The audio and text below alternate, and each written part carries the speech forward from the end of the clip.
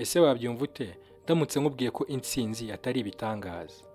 Abantu bose wemera nk'abakire cyangwa abantu bakora ibintu wowe ubona utashobora ntago ari ibiremwa bidasanzwe, ahubwo ni uko bafite amategeko bakurikiza muri ubu buzima. Rero n'intsinzi nayo igira amategeko yayo, uyakurikije nawe abasha kuba umunyentsinzi. Video y'uyu munsi tugiye kurebera hamwe amategeko agenga intsinzi.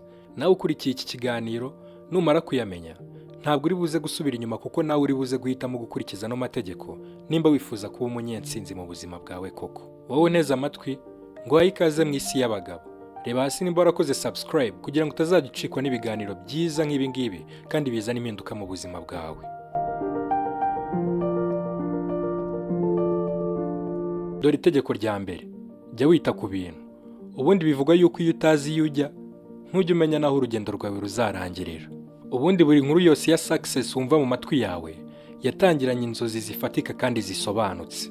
Urugero nka Steve Jobs yari asobanukiwe neza ejo hazaza ha iPhone mbere yuko umuntu wa mbere abona iPhone isohotse mu ruganda rwa iPhone. Mark Zuckerberg yari asobanukiwe ahazaza h'imbuga nkoranyambaga yashakaga gushinga mbere yuko abantu bose yabisobanuriraga batangira kumwizera.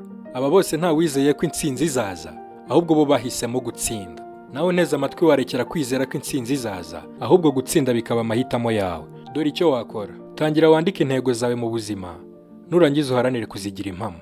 Rekera kwicara ngo utekereze ko ushaka kuba umukire, ahubwo tangira utekereze business watangiza ikazajya iguhereza amamiliyoni yawe ya buri kwezi. Tekereza imishinga ifitiye umumaro sosiyete ubamo, ku buryo abantu mubana muri iyo sosiyete bazajya bifuza kuguha amafaranga yabo.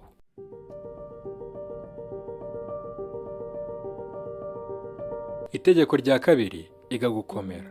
Intsinzi cyangwa success ntago yitaye kuko wiyumva. Ube wiyumva neza uyu munsi cyangwa wiyumva nabi, ikintu cyonyine ugomba guhoza mu mutwe nuko intego ari ugutsinda. Abantu benshi bagaragaza ibimenyetso byo gucika intege mu minsi ya mbere business zabo zitari kugenda neza nk'uko babyifuza, cyangwa mu itangiriro ryabo business zabo zitarimo ziragenda nk'uko bari barabiteganyije mu bwonko bwabo. Ubundi gukomera kwa mbere ni igihe cyose uri kumva unaniwe cyangwa se urambiwe kubona business yawe itari kugenda nk'uko ubishaka, ariko wowe ukemera ukaza ukayihagarara inyuma, ukemera kwiga amakosa yirimo, ukemera kurebamo ibitagenda neza, ukagira ubushake n'umuhate wo kuza kubikosora.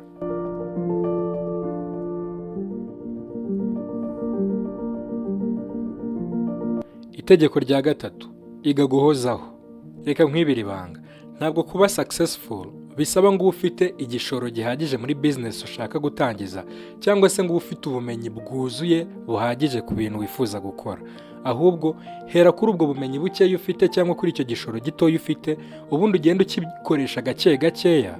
Uko iminsi izajya igenda iza nibyo bizajya byerekana ubudahangarwa bwawe bwo guhozaho. Ubundi kuba umunyentsinzi cyangwa kuba successful ntaho bitaniye no kubaka inzu. Ni ibintu bisaba gukora gake gake, kandi bigasaba ko nta kintu na kimwe usimbuka. Uko itafari ugenda urigereka ku rindi nibyo bigenda byerekana ko inzu izarangira. Ntabwo twitaye ku gihe izarangirira bitewe n'umuvuduko uri kuyubakanaho, ariko inzu iza kugera ku iherezo. Rero na success ni uko nguko yubakwa. Success ni itafari uba ugenda ugereka ku rindi umunsi ku wundi. N'iminota 30 yonyine uri kwiruka ku nzozi zawe ibihagije kugira ngo inzozi zawe zibe ziri kugenda, aho kugira ngo zibe zicaye mu bitekerezo byawe gusa.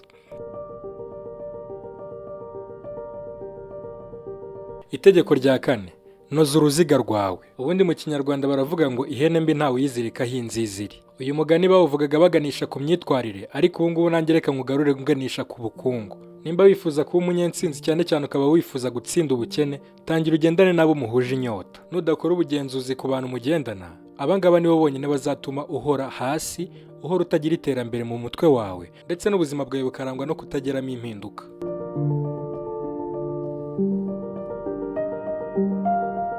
Itegeko rya gatanu ari naryo rya nyuma tugiye kuganiraho ni itegeko ry'imyumvire. Nimba mu buzima bwawe hari ibyo ujya utekereza ko ushoboye, hakaba hari n'ibyo ujya utekereza ko udashoboye, uba wibwiza ukuri, kuko gushobora kwa mbere bihera mu bwonko. Ikintu ubwonko bwawe butarabasha kumva ko bishoboka ntabwo cyashoboka mu buzima busanzwe. Ubwonko bwawe n'ubutoza kubanza kumva positive mind cyangwa positive side, nicyo kintu cyonyine kizakorohera kugira ngo ugere ku nzozi zawe, ukumva kandi ukabona atari umutwaro. Tangira wumve ko uri umunyembaraga, ibitekerezo byawe ubyumvisha ko ari wowe gisubizo cy'ibibazo byose uhura nabyo. Nushobora gukurikiza aya mategeko mu buzima bwawe, uzaba uri gukingura imiryango yinjiza impinduka cyangwa success mu buzima bwawe. Emerera intsinzi ko itura muri wowe, nayo nta hantu izajya. Ariko mu gihe cyose ugifite gushidikanya ko waba umunyentsinzi nawe mu buzima bwawe, ntuzigera uba umunyentsinzi habe na gato.